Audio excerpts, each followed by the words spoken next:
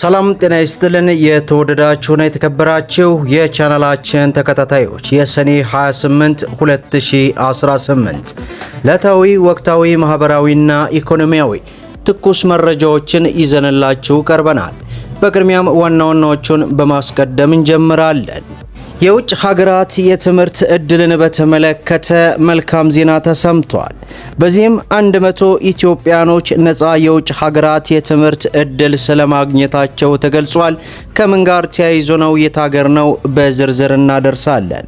በሌላው መረጃችን መምህራንን በተመለከተ እጅግ በጣም ያልተጠበቀ መረጃ ወጥቷል። በዚህ መረጃ መሰረት የመምህራኖች የማህበር መኖሪያ ቦታን በተመለከተ ያልተጠበቀ የዋጋ ጭማሪ ተደርጓል። ምን ያክል ነው? በዝርዝር ወደ እናንተ ይዘናል።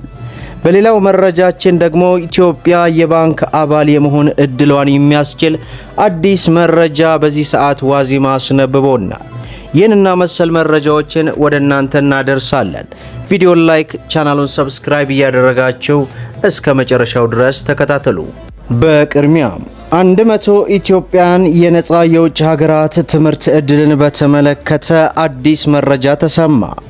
የኢትዮጵያና እስራኤል የትብብር መስኮት ውስጥ አንዱ በሆነው የትምህርት ዕድል በዚህ ዓመት 100 ተማሪዎች በመንግስት ለመንግስት በሚደረገው ግንኙነት ወደ እስራኤል ለትምህርት ማቀዳቸውን የእስራኤል ኤምባሲ ለአሃዱ ገለጸ። በኢትዮጵያ የእስራኤል አምባሳደር አብርሃም ንጉሴ ተማሪዎቹ በተለያየ መስክ ሙያ ሰልጥነውና ልምድ ቀስመው የሚመለሱባቸው ሁኔታ መኖራቸውንም ገልጿል። ከነዚህ መካከል በመንግስት ለመንግስት የሚደረገው ግንኙነት በእስራኤል የውጭ ጉዳይ ሚኒስቴር እንዲሁም ግንኙነት ማዕቀፍ ውስጥ የሚሰጠው የትምህርት ዕድል አንዱ መሆኑን ጠቅሰዋል። በግብርና፣ ቴክኖሎጂ፣ ሕክምና እንዲሁም በሰላም ጸጥታና ሌሎች ዘርፎች ላይ ረጅምና አጫጭር ጊዜ ስልጠናዎች የተሰጡ መሆናቸውን የገለጹት አምባሳደሩ ስልጠናው የሴቶች አመራር ክህሎትና የህፃናት እድገትንም የሚያካትት መሆኑንም ተጠቁመዋል። ከዚህ በተጨማሪም በግሉ ዘርፍ በሚደረግ ግንኙነት ባለሙያዎችን በተለያየ መንገድ በማሰልጠን ወደ ስራ የሚያስገቡበት ሁኔታ መኖሩንም አንስተዋል።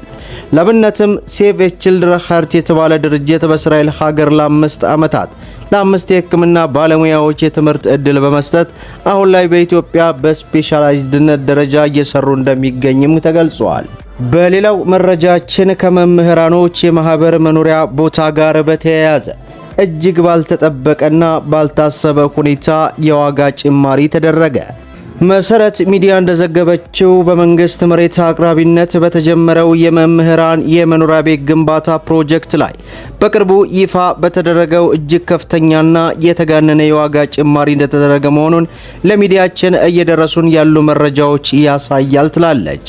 ከነዚህም ውስጥ አንዱ በሆነው በአዲስ አበባ ሳይንስና ቴክኖሎጂ ዩኒቨርሲቲ በሚገኘው የመምህራን ማህበር የመኖሪያ ቤት ግንባታ ፕሮጀክት ላይ በቅርቡ ይፋ የተደረገው እጅግ ከፍተኛና የተጋነነ የዋጋ ጭማሪ በአባላቱ መካከል ከፍተኛ ቅሬታና ውጥረት መፍጠሩ ተሰምቷል።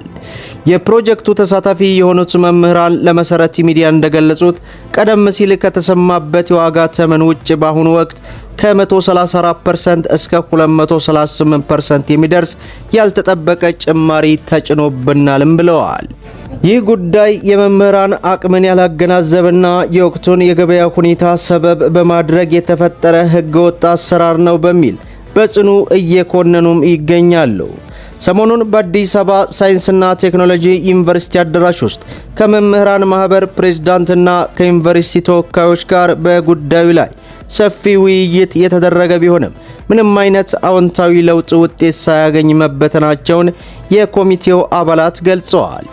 በስብሰባው ላይ የቀረበው አዲስ የዋጋ ዝርዝር እንደሚያሳየው ሙሉ በሙሉ ያለቀለት የአንድ ብሎክ ባለ 10 ፎቅ ወይም ጂ+10 ህንፃ ግንባታ በትንሹ 927,457,635 ብር የተመደበለት ሲሆን አንድ ኮንዶሚኒየም ፊኒሺንግ ያለቀበት ደግሞ ያለ ታክስ በትንሹ 498,868,530 ብር ሆኖ ቀርቧል።